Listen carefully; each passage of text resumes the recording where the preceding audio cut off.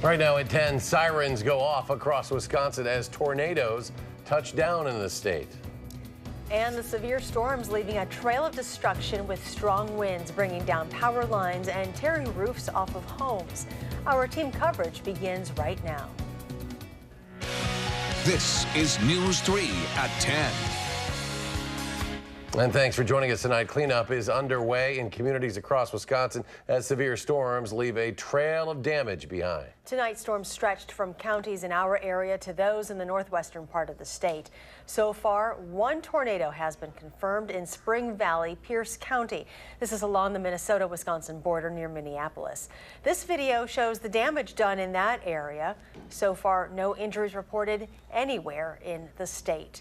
Severe thunderstorms swept through our area this evening. Well, this is some video of a possible tornado in Fenimore. This sent to us by a viewer. Fenimore police tell us trees are down there. Power is out in their community. Our Karen Swanson has been tracking the storms all day long. She joins us now from our First Alert Weather Center. A very busy night for the entire weather team, Karen.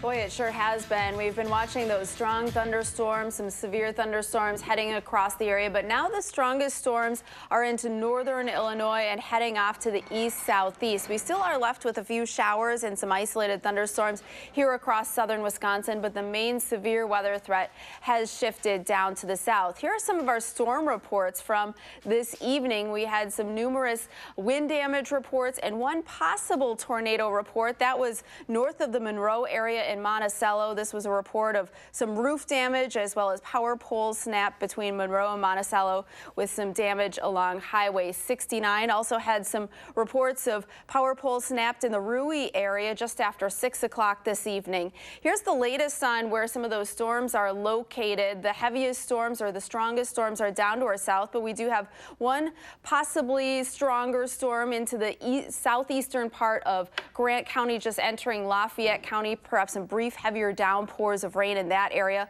Also some heavier downpours in a few locations throughout Dane County over through Jefferson County down into Rock County late this evening. We do have that tornado watch still in effect for areas just down to our south. That's in effect until midnight, but the good news is that tornado watch has been canceled across southern Wisconsin with that severe weather exiting the area. Our temperatures are in the 60s across the region, 66 here in Madison, and that's about where we'll be by early tomorrow. Still a chance of a few showers or an isolated thunderstorm as we head through the overnight hours. Same holds true into tomorrow. It looks warm and humid tomorrow with a high near 80 degrees. We'll talk about the rest of your forecast coming up in a few minutes. Thank you, Karen. We have live team coverage tonight on the storm damage. We'll begin with our Chris Gothner, who joins us live right now. He is in Iowa County. Chris? Yeah, I am on County Road E right now in the town of Mifflin. This is in far western Iowa County. You can see these barricades behind me. They're up there for a reason. That's because on County Road E, power poles, one after the other, were knocked down by this storm and are now making this road impassable. So this road is going to be closed who knows how long. Now, that is a common sight here in the Livingston, Grant County, Iowa County area as these storms move through. Lots of power lines down. In fact, they didn't just block County Road E, they blocked Highway X and Highway 80 near Livingston. We have also seen damage to buildings due to this storm at Biddick Inc., which is known to many locals as Trelay Farms. Just north of Livingston, the roof was torn clear off of a shed. One of the managers tells me that the company is now going to have to spend time assessing the damage. It's never good to see this damage, but you know, we've experienced and gone through things like this before, and it's never good. But we have a great group of people that are going to help us get back and you know, fix and repair anything that needs to be done. Now, the video you're seeing right now is from a barn north of Livingston in the town of Clifton. That's in Grant County. You can see metal debris also scattered throughout some of these farm fields in that area. Now, Iowa County Emergency Management is reporting tonight that there are no injuries, or at least they have not gotten word of any injuries due to the storms. We are continuing to follow reports. We've seen Alliant Energy crews out here working to fix some of these down power poles. We're checking in on damage reports with Iowa, Grant counties, and all the counties across this region that have been affected by this storm. You can keep a check on those on channel3000.com for all the latest information. But for now, back to you. Yeah, some pretty stunning shots there, especially those power poles, as you mentioned, all down along that road. Chris Gothner live far western Iowa County. Chris, thanks. And we've received all kinds of damage reports, as you can imagine. And there is one from Livingston as well. Chris mentioned Livingston, a small village. This spreads into Grant and Iowa counties. Police blocking those roads after those power lines were knocked down. Winds from the storm also blew quite a bit of debris into ditches, fields, and roads as well. And the storm did a lot of damage to a barn in Grant County. As you can see in the video, part of the barn's roof blew off. Parts of trees, leaves, and other objects were also blown into fields near Clifton. Now, to give you an idea of just how heavy the rain and the wind was earlier tonight, take a look at this video. This is out of Grant County. This is Lancaster, a viewer capturing that. You can see the wind and the torrential rains coming down near their home. And the heavy rain also continuing in Iowa County. This was taken in Ridgeway earlier. Again, heavy downpours hitting much of southern Wisconsin tonight with the severe storms. And damage reports are also coming out of Greene County tonight. And that's where damage is being connected to a possible tornado that hit in that area. And now we check in with Keely Arthur, who joins us live with what residents there are seeing tonight. Keely? Well, we're in Monroe right now, and things, as you can see, have certainly calmed down. But just 7 miles north of here, near Monticello, people say there's no doubt about it. They saw a tornado tonight. Let's pull up that video right now. This is of Faith Engineering, again, in Monticello, just north of Monroe. James Faith, he is the owner here. He says he and his son were working in a warehouse when they saw a tornado hurling toward them. This is what he had to say. Well, we were watching radar in the back shop here, and we knew it was getting bad. We didn't realize how bad it was getting until we looked out the back window and saw a tornado on the ground heading towards us. And at that, my son and I, Joel, we dove underneath our big forklift here and rode it out. Power outages.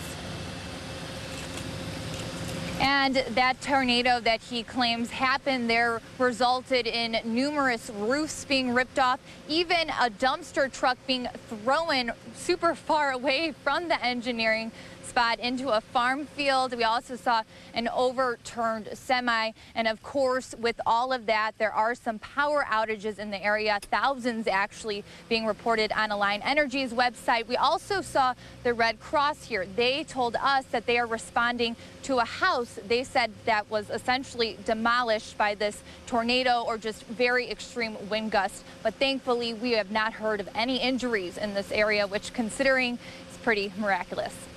Yeah, glad no one's hurt, and we hope it stays that way. Keely Arthur live in Greene County, Monroe. Keely, thank you. The heavy rain causing dangerous driving conditions. A viewer driving on her way sending these pictures of a rock slide she came across. This is on Valley View Road in Boscobel. She says some of the rocks were as big as a person's head and filled a ditch that's several feet deep. And a heavy downpour also causing driving delays in Madison. This is the corner of East Washington Avenue and Ingersoll near downtown.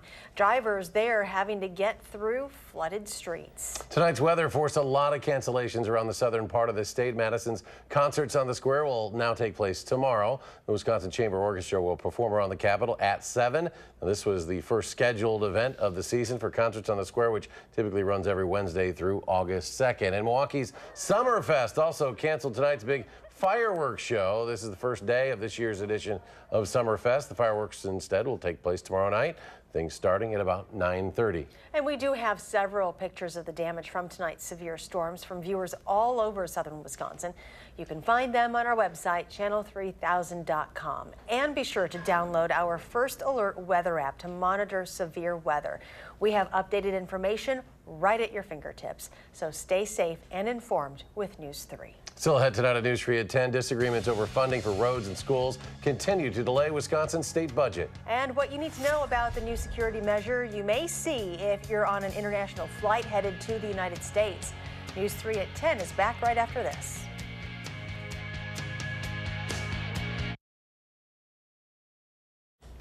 We are learning more tonight about the man who died during an armed robbery at a Culver's restaurant yesterday. The victim has now been identified as 56-year-old Chris Knubel of Twin Lakes in Kenosha County. He was working on a remodeling project with 3 other men around 3 a.m. at the Culver's off the Beltline in Madison when 2 masked armed men held them captive. Madison Police Chief Mike Koval said Knuble was literally scared to the point of death. The other 3 workers survived. Police are still looking for the 2 suspects. The restaurant reopened this afternoon. A staple of Madison's Northeast Side for nearly 100 years is nearing the end of production. The union president for Oscar Mayer tells News 3 the final day will be tomorrow.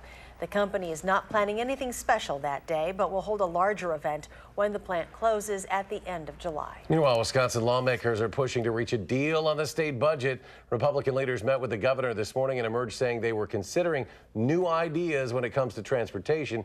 That remains the sticking point as the Finance Committee remains on hiatus until an agreement is reached. We tracked down Senate Majority Leader Scott Fitzgerald and Assembly Speaker Robin Vos to find out the latest on those negotiations.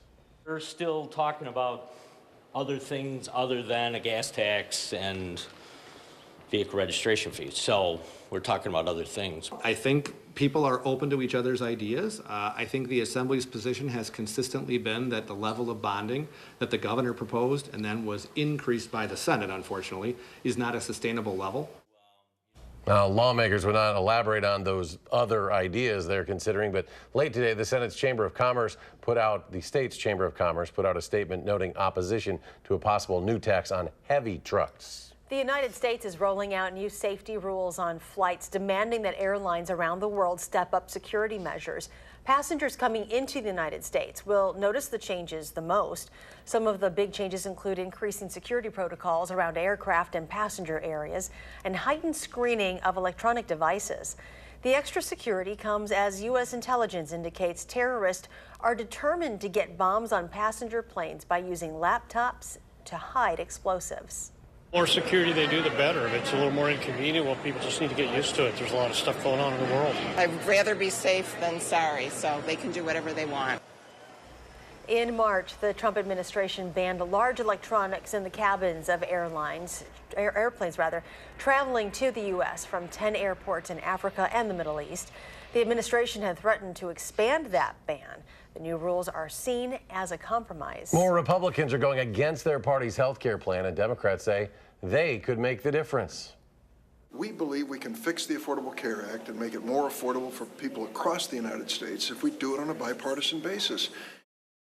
Well, right now, it's up to a dozen Republican senators who are opposed to the bill in its current form. With 0 Democratic votes, it would only take 3 Republican noes for that bill to fail. Republican senators are working on revising the bill for the rest of the week so they can review the new version during the July 4th recess. A federal judge is blocking parts of a new Indiana law that makes it tougher for girls under 18 to get an abortion without their parents' knowledge. The law was supposed to take effect on July 1st.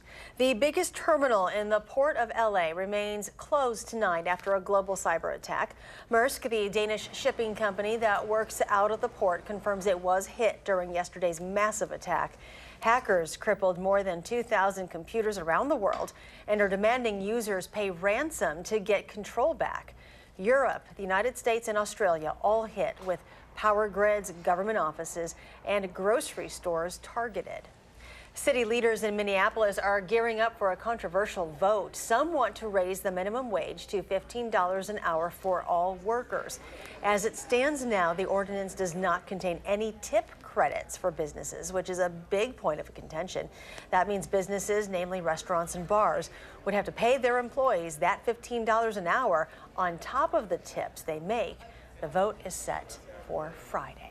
Meteorologist Karen Swanson joining us again as we continue to keep an eye on what's happening out there, Karen. Yeah, it's been kind of a bumpy evening across the area, and we are still seeing a few showers and thunderstorms across the area, but nothing that's severe at the moment. The tornado watch has been canceled across southern Wisconsin, but there is still a tornado watch into the north central and northeastern part of Illinois tonight. And here's the latest on the radar map. We are watching one stronger storm cell. It's not at severe limits, but a stronger storm cell down into Lafayette County right now. That's headed to the east and may produce some wind gusts to about 40 miles per hour, as well as some hail up to about a ½ inch in diameter. Also, the potential for some heavy downpours of rain with that storm. We do have some rain still falling across the southeastern part of the state, a few flashes of lightning perhaps embedded in there, and then a stronger storm just to the south of the La Crosse area. That's headed off to the east southeast and maybe affecting some of our northern areas as we head through the next couple of of hours. Here's in motion what those storms look like right now. You can see all of those flashes of lightning over the last 10 minutes or so. And here's how rapidly that little cell developed into Lafayette County. So still not at severe limits, but something we'll want to keep an eye on, especially because some of those areas have seen a lot of rain over the last several hours. There's that tornado watch down to the south, and that's where those stronger storms are located right now. Here's a look at some of the precipitation amounts across the area. Some 2 to 4 inch amounts accumulating into the southwest part of Wisconsin from some of these storms this evening. There was a flash flood warning in effect for Lafayette County. That expired at about 10:15 this evening, but that's the area that is being affected by that storm right now. Also, some of these blue shaded areas show where around 1 to 2 inches of rain accumulated. The main flash flood warnings right now are down into northern Illinois. And here are some additional storm reports. We talked about a few of these at the beginning of the newscast, that one tornado report near the Monticello area, but we also have had some reports of some tree damage. This was tree damage near the McFarland area just after 7 o'clock this evening, with some trees snapped in that area and also uprooted into the eastern part of Grant County near Livingston. Numerous power poles down on County Road E. We talked about that a little bit earlier in the newscast as well. And here's one report of a roof blown off of a barn in that same area, and that was with a cluster of storms that moved through southwest Wisconsin and then just kind of tracked right across the southern tier of counties. Our high temperatures today, they made their way into the upper 60s and into the 70s. And here in Madison, we topped out at 73 after a low of 59. Normals today are 81 degrees and 60 degrees, 68 right now with winds out of the south-southwest. Those temperatures elsewhere are generally in the 60s, 64 in Janesville, 67 back toward Platteville. Everyone's dealing with some sticky dew points right now. Those are in the 60s across the area. Across the rest of the region, we do still have some warmth off to our southwest tonight with some of those temperatures in the 80s. Here's the main storm system, the low pressure system off to our northwest with a trailing cold front that slips through the area overnight. Still a chance of a few showers or a thunderstorm tonight, and then also into tomorrow as that front passes us by. This next low pressure system lifts across the area, then into Friday with some additional shower and thunderstorm chances. So for us, still a chance of showers and thunderstorms tonight, a low of 66, some muggy conditions, 80 degrees tomorrow with more clouds than sunshine. I do think you'll see a little sunshine, but we do have a chance of a few showers or a thunderstorm tomorrow. Here's your future track forecast. Those showers heading to the east. Still at midnight, a few showers across the area. You may be looking at a spotty shower early tomorrow and then some better chances for a shower or a thunderstorm popping up into tomorrow afternoon and into tomorrow evening. Beyond that, you can expect some scattered showers and thunderstorms on Friday. For the weekend, the best chance looks to be Saturday afternoon into Saturday evening, but looking mainly dry for Sunday. Early next week, we do have some shower and thunderstorm chances Monday into early Tuesday. Of course, Tuesday, the holiday. And then after that, we really heat up once again. Okay, thanks, Carmen. It's a mouthful. Sam Decker says so long to Houston and hello to L.A. We'll have that story coming up in sports.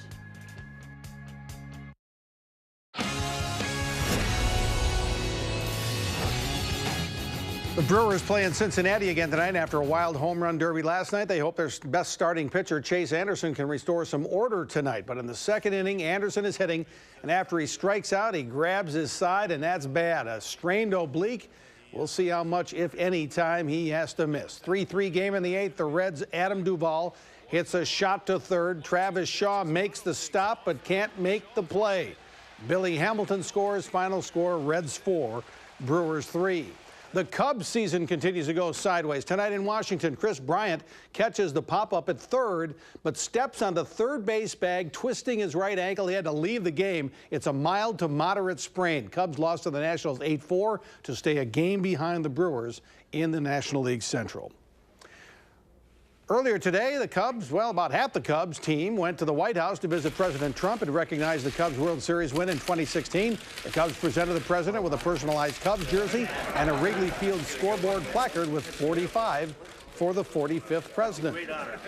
If you have Sam Decker's Houston Rockets jersey, it's going to be obsolete in 3 days. That's because of July 1st, the trade of Sam Decker to the Los Angeles Clippers will become official. Decker is going to L.A. as part of a big deal. The Rockets will get Chris Paul, and the Clippers will get Decker, Patrick Beverly, Lou Williams, a couple other players, and the Rockets' first-round draft pick in 2018.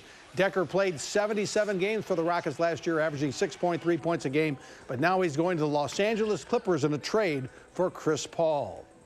The New York Knicks and Phil Jackson have agreed to mutually part ways. Jackson was hired 3 years ago as team president. The Knicks have been lousy ever since, but Jackson's leaving and his contract will still pay him $24 million over the next 2 years. Dallas Cowboys center Travis Frederick is entering his 5th NFL season. He was back in Madison this week for the UW Legends Golf Classic. The former Badger said he spends a couple of months a year in Wisconsin. He's regarded as one of the best, if not the best, center in the NFL.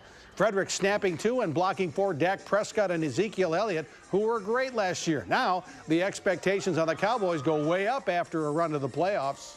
I've seen him work in the offseason as hard as I've seen anyone else work. So I think that that's certainly a good thing going into it, but nothing happens until you put the pads on in camp. We set our own expectations, and we certainly have expectations in-house. We play for a tremendous franchise, a tremendous owner, and he gives us everything that we possibly could need to be our best, and then expects us to be our best. I think it's a fair trade-off. The Badger women's basketball team will travel to Pittsburgh for this year's game in the Big Ten ACC Challenge. That'll be Wednesday, November 29th. And Jake the Diamond Dog is not just an adorable golden retriever. He's the most helpful dog in minor league baseball. Travels all over the Midwest, making stops at games like this one, a Midwest League game in Fort Wayne. Jake delivers the game ball to the pitcher, retrieves bats, carries water and towels to the umpires. His website, yes, he has a website. He says he's the best darn dog in professional baseball, and who can argue? We'll be right back. We have a severe thunderstorm warning for the eastern part of Lafayette County until 10:45. We are looking at the potential for some 60-mile-per-hour wind gusts as well as some quarter-sized hail as that storm heads to the east. It's headed toward Wyoda and Cadiz, and eventually, if it holds together, toward the Brodhead area. We are seeing some pretty impressive hail cores with this storm. All right, be safe, do something good, and we'll see you tomorrow.